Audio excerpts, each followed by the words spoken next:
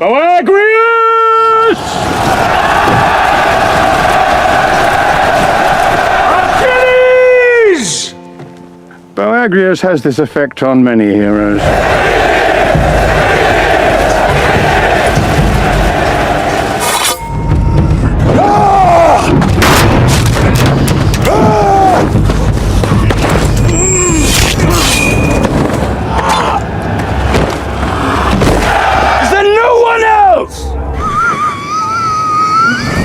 ከረጅም ዓመታት ጦርነቶች በኋላ የማይሴኒው ንጉሥ አጋሜምኖን የጥንቷን ግሪክ መንግስታትን በማዋሃድ ከስሩ ወደሚተዳደር አንድ ትልቅ መንግስት ያመጣቸዋል። በዚህ ወቅት ያልተገዛችው ብቸኛዋ መንግስት ቴሳሊ ነበረች።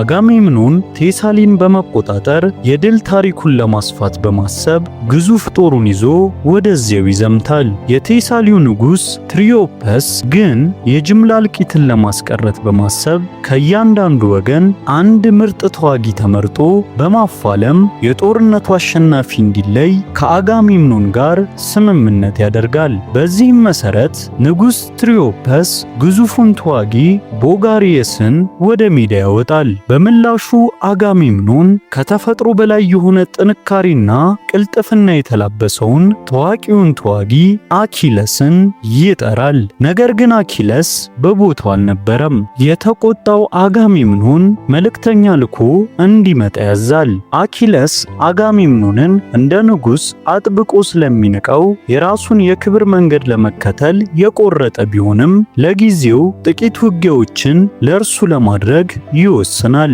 የጦር ትጥቁን ለብሶ ሜዳ ላይ ከደረሰ በኋላም የተጋጣሚውን የጦር ውርወራዎች በቀላሉ እያመለጠ በአንድ ምት በማሸነፍ የአጋሜምኖንን የበላይነት በቴሳሊ ላይ ያረጋግጣል። ንጉሥ ትሪዮፐስ በአኪለስ ችሎታ ተደንቆ የቴሳሊን የንግስና በትር እንዲቀበል ቢጠይቀውም አኪለስ እኔ ንጉሥ የለኝም ብሎ ጥሎት ይሄዳል። ይህ በእንዲህ እንዳለ የትሮይ ልዑል ሄክተርና ታናሽ ወንድሙ ፓሪስ እንደ ክቡር እንግዶች በስፓርታው ንጉሥ ሜኔላውስ ቤተ መንግሥት ተገኝተው ስለ ሰላም ስምምነት እየተወያዩ ነው።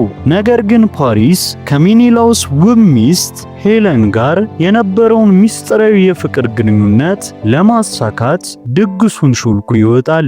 መደረግ የሌለበትን ካደረጉ በኋላም ፓሪስ ሄለንን ከእርሱ ጋር ወደ ትሮይ እንድትኮበልል ያሳምናታል። ወደ ትሮይ በመርከብ እየተመለሱም ፓሪስ ከሄለን ጋር ያለውን ግንኙነት ይጠረጥር ለነበረው ለታላቅ ወንድሙ ሄክተር ሄለንን በመርከብ ውስጥ እንደደበቃት ይነግረዋል። ሄክተር በወንድሙ ድርጊት ክፉኛ ተበሳጭቶም ትሮይን አደጋ ላይ ከጣለ እንደሚገድለው ይነግረዋል። ነገር ግን ሄለንን ወደ ስፓርታ ለመመለስና ይቅርታ ለመጠየቅ ጊዜው በጣም ረፍዶ ነበር። ሜኔላውስ የሚስቱን ማኮብለል ሲያውቅ በንዴት ወደ ታላቅ ወንድሙ ወደ አጋሜምኖን በመሄድ የማይደፈረውን የትሮይ ከተማ በማውደም የበቀል እርምጃ እንዲወስድለት ይማጸነዋል። አጋሜምኖንም ትሮይን ማሸነፍ የኤጂያንን ባህር ሙሉ በሙሉ ለመቆጣጠር ስለሚያስችለው ጥያቄውን በደስታ ይቀበላል። በመቀጠልም የኢታካውን ንጉሥ ኦዲሲየስን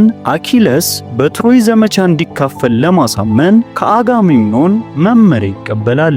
ከዛም አኪለስን ልምድ ከሌለው ወጣት የአጎቱ ልጅ ፓትሮክለስ ጋር ልምምድ ሲያደርግ ያገኘዋል። መጀመሪያ ላይ ጦርነቱን ለመቀላቀል ፈቃደኛ ባይሆንም የባህር ኒምፍ የሆነችው እናቱ ፌተስ ወደ ትሮይ ከሄደ በጦርነቱ ቢሞትም እንኳን ስሙ ለዘላለም በታሪክ ጎልቶ እንደሚታወስ ስትነግረው ክብሩን ከፍ ለማድረግ ሲል ብቻ ለመዋጋት ይወስናል። ሄክተር፣ ፓሪስና ሄለን ወደ ትሮይ ሲደርሱ በአባታቸው በንጉሥ ፕሪያም እና በሕዝቡ ደማቅ አቀባበል ይደረግላቸዋል። ፓሪስ ሄለንን ለአባቱ ሲያስተዋውቃቸውም ንጉሡ በውበቷ ተማርከው በደስታ ይቀበሏታል። ሄክተርም ከሚስቱ አድሮማኪና ከሕፃን ልጁ ጋር በናፍቆት ይገናኛል። ሄክተር ከአባቱ ጋር ባደረገው ውይይት ጦርነቱን ማሸነፍ እንደማይችሉ ስጋቱን ቢገልጽም ንጉሥ ፕሪያም ግን በአማልክቱ እርዳታ እንደሚያሸንፉ ጽኑ እምነት ነበራቸው። ትሮጃኖች ከተማዋን በማይደፈር መልኩ በከበበው ወፍራምና ረጅም ግንብ ተማምነው ለሚመጣው ጦርነት ዝግጅት ይጀምራሉ። አጋሜምኖንና ሰፊ ጦሩ ጨካኞቹን ሚርሚዶችንና የአጎቱን ልጅ ፓትሮክለስን ይዞ ከአኪለስ ጋር በመሆን ወደ ትሮይ የባህር ዳርቻዎች ይጠጋሉ። አኪለስ ለፓትሮክለስ ደህንነት በመስጋት እሱ መዋጋት ቢፈልግም በመርከቡ ላይ ሆኖ እንዲጠብቅ ያዘዋል። ከዘመቻው በፊት አኪለስና ሄክተር በየፊናቸው ወታደሮቻቸውን በታላቅ ስሜት ያነቃቃሉ። ፈጣን ቀዛፊ የሆኑት የአኪለስ ሚርሚዶች ከሌላው የአጋሜምኖን ጦር ቀድመው የትሮይን የባህር ዳርቻ ይረግጣሉ። ከዛም ወደ አፖሎ ቤተ መቅደስ በማምራት የትሮጃን ተዋጊዎችን በብቸኝነት ያሸንፋሉ። ቤተ መቅደሱም እንዲፈርስ ያዛሉ። የሚርሚዶች መሪ ዩትረስ አማልክትን እንዳያስቆጣ ቢያስጠነቅቀውም አኪለስ በማመጽ የአፖሎን ሐውልት አንገት ይቆርጣል። ልዑል ሄክተር ወረራውን ለመመከት ጥቃት ቢሰነዝርም አኪለስ በቤተ መቅደሱ ውስጥ የሄክተርን ሰዎች ይፈጃቸዋል። አኪለስ ሄክተርን ቢያገኘውም ውጊያቸው በተመልካች ፊት ቢደረግ የተሻለ እንደሚሆን ነግሮት በነፃ እንዲሄድ ይፈቅድለታል። በዚህም ግሪኮች የትሮይን የባህር ዳርቻ በተሳካ ሁኔታ ይቆጣጠራሉ። አኪለስ ወደ ድንኳኑ ሲመለስ አባቷ የአፖሎ ቤተ መቅደስ ካህን የሆኑትና የሄክተርና ፓሪስ የአጎት ልጅ የሆነችውን ብሩሲየስን ሰዎቹ ማርኮ ያመጡለታል። ቤተ መቅደሱን ስላፈረሰ ስትወቅሰውም አኪለስ ለአማልክት ያለውን ንቀት ይገልጽላታል። ውሎ አድሮ ግን በብሩሲየስ ፍቅር ይወድቃል። በኋላም አጋሜምኖን ለድል በዓል ዝግጅት አኪለስን ይጠራዋል። በስፍራውም ስለ ታሪክና ስለ ነገስታት ክብር ክርክር ይነሳል። አጋሜምኖንም አኪለስን ለማናደድ ብሩሲየስን ከእርሱ ነጥቆ ይወስዳታል። የተቆጣው አኪለስ ሰይፉን ቢመዝም ብሩሲየስ በእሷ ምክንያት ማንም እንዲሞት እንደማትፈልግ ተናግራ ታስቆመዋለች። አጋሜምኖን ግን ብሩሲየስ በምሽት እንደምታረከው በመናገር አኪለስን ይበልጥ ያበሳጨዋል። አኪለስም ጊዜው ከማብቃቱ በፊት የአጋሜምኖንን በድን አካል አይቶ ፈገግ እንደሚል ምሎ ጥሎት ይወጣል። በዚያው ምሽት ንጉሥ ፕሪያም ልጆቹና አማካሪዎቹ መፍትሄ ለመፈለግ ይሰበሰባሉ። ጦርነቱን በማስነሳቱ የጥፋተኝነት ስሜት የተሰማው ፓሪስ በሄለንና በከተማዋ ደህንነት ምትክ በማግስቱ ጠዋት ሜኒላውስን ለአንድ ጦርነት እንደሚገዳደረው ያስታውቃል። አባቱም የሀገራቸውን ታሪክ የያዘውን የትሮይን ሰይፍ በክብር ለሀገሩ እንዲፋለምበት ይሰጡታል። በሌላ በኩል ሄክተር ሚስቱን አንድሮማኪን ሲያነጋግራት ከእንግዲህ እንዳይዋጋ ትለምኗለች። እሱ ግን የግሪኮች ጦር የመጣው ለፓሪስ ፍልሚያ ብቻ እንዳልሆነ በማስረዳት ግዴታውን መወጣት እንዳለበት ይነግራታል። ሄክተር አየር ለመቀበል በወጣበት ቅጽበትም ሄለን ከተማዋን ጥላ ለማምለጥ ስትሞክር ያገኛታል። ከዛም መመለሷ ጦርነቱን እንደማያቆመው አስረድቶ ይመልሳታል። በማግስቱ ጠዋት ሄክተርና ፓሪስ ከግንቡ ውጪ ሜኔላውስንና አጋሜምኖንን ያገኟቸዋል። ብራይስን በማጣቱ ያኮረፈው አኪለስ ከወታደሮቹ ጋር ኮረብታ ላይ ሆኖ ይመለከታል። አጋሜምኖን ሄለንን እንዲመልሱና እንዲገብሩለት ቢጠይቅም ሄክተር ውድቅ ያደርግበታል። ፓሪስ ለሜኒላውስ የፍልሚያ ጥሪ ያቀርባል። አጋሜምኖንም ትሮይን ማጥቃቱ እንደማይቀር እየዛተ ለወንድሙ የበቀል ዕድል ይሰጠዋል። ውጊያው ሲጀመር የጦርነት ልምድ ያለው ሜኒላውስ ፓሪስን አፈርድሜ ያበለዋል። ሊገድለው ሲልም እየተሳበ ወደ ሄክተር ወደ ወንድሙ እግር ስር ይገባል። ሜኒላውስ ድሉን በማወጅ ፓሪስን ለመግደል ሲሞክር ሄክተር ወንድሙን ለማዳን ሲል ሜኔላውስን በሰይፍ ወግቶ ይገድሏል። በዚህ የተቆጣው አጋሜምኖንም ጦሩ እንዲያጠቃ ያዛል። ሄክተር የቆሰለውን ወንድሙን መልሶ በመላክ ወታደሮቹን በማስተባበር ይመክታል። ከዛም ጨካኙን አጃክስን ጨምሮ በርካታ የግሪክ ወታደሮችን በመግደል የበላይነቱን ያሳያል። ግሪኮችም ወደ ባህር ዳርቻው ለማፈግፈግ ይገደዳሉ። ኮረብታ ላይ ሆኖ ይህን የሚመለከተው አኪለስም አጋሜምኖን ጦሩን መቆጣጠር አለመቻሉን እያየ ይሳለቅበታል። የሜኔላውስ ሞት የአጋሜምኖንን ጦርነት ምክንያት አልባ ያደርገዋል። በዚህም ኦዲሲየስ አጋሜምኖንን ብሪሲየስን መልሶ አኪለስን እንዲታረቅ ይመክረዋል። አጋሜምኖንም ይስማማል። ከዛ ግን አኪለስ ወታደሮቹ በብሪሲየስ ላይ አደጋ ሊጥሉባት ሲሉ ደርሶ በማዳን ወደ ድንኳኑ ይወስዳታል። ማታ ላይ ልትገድለው ብትሞክርም በመጨረሻ በፍቅሩ ወድቃ የጠበቀ ግንኙነት ይፈጥራሉ። በማግስቱ ኦዲሲየስ ሊያሳምነው ቢመጣም አኪለስ ጦርነቱ እንደበቃውና በማግስቱ ትሮይን ለቆ እንደሚሄድ ይነግረዋል። ይህ ውሳኔው ወጣቱን ፓትሮክለስን ክፉኛ ያሳዝነዋል። ጎህ ሲቀድ በፕሪያም ትዕዛዝ የሄክተር ጦር በግሪኮች ላይ የድንገተኛ ጥቃት ይሰነዝራል። በጦርነቱ መሃል ልክ እንደ አኪለስ የለበሰ ተዋጊ የግሪኮችን ጦር እየመራ ብቅ ይላል። ሄክተር ይህን ተዋጊ ገጥሞ በቀላሉ በማሸነፍ ጉሮሮውን ይቆርጠዋል። ነገር ግን የሞተው ሰው አኪለስን መስሎ የነበረው ፓትሮክለስ መሆኑን ሲያውቅ እጅግ ያዝናል። ለወጣቱም የተከበረ ሞት በመስጠት ሁለቱም ጦሮች እረፍት እንዲወስዱ ይደረጋል።